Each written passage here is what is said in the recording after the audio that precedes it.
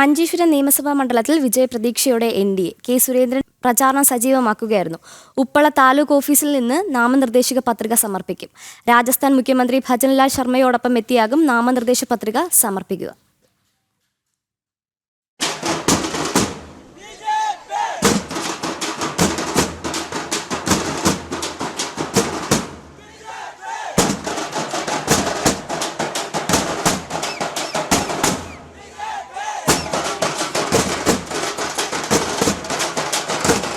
മഞ്ചേശ്വരം മണ്ഡലത്തിൽ പ്രചാരണം ആവേശത്തിലായി. ഇത്തവണ രണ്ടും കൽപ്പിച്ചാണ് എൻ.ഡി.എ സ്ഥാനാർത്ഥി കെ സുരേന്ദ്രൻ മത്സരരംഗത്തുള്ളത്. 2016 89 വോട്ടിനും 2021 745 വോട്ടിന്റെ ഭൂരിപക്ഷത്തിനും പരാജയപ്പെട്ട മണ്ഡലം ഇക്കുറി തിരിച്ചുപിടിക്കുക എന്നതാണ് ലക്ഷ്യം. ദേശീയ നേതാക്കൾ അടക്കം മണ്ഡലത്തിൽ പ്രചാരണ പ്രവർത്തനങ്ങളിൽ സജീവമാണ്.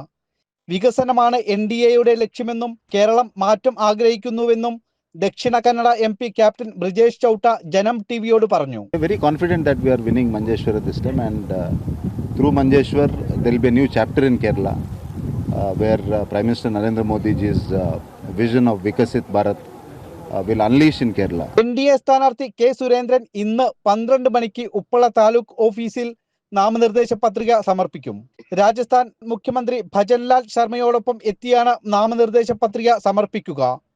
ഇതോടെ രണ്ടാം ഘട്ട പ്രചാരണത്തിന് എൻ.ഡി.എ സ്ഥാനാർത്ഥി കെ സുരേന്ദ്രൻ തുടക്കം കുറിക്കും. മഞ്ചേശ്വരത്തു നിന്നും ക്യാമറമാൻ സന്തോഷ് കാവിലക്കാടിനൊപ്പം ശിവദാസ് കന്മനം, ജനം.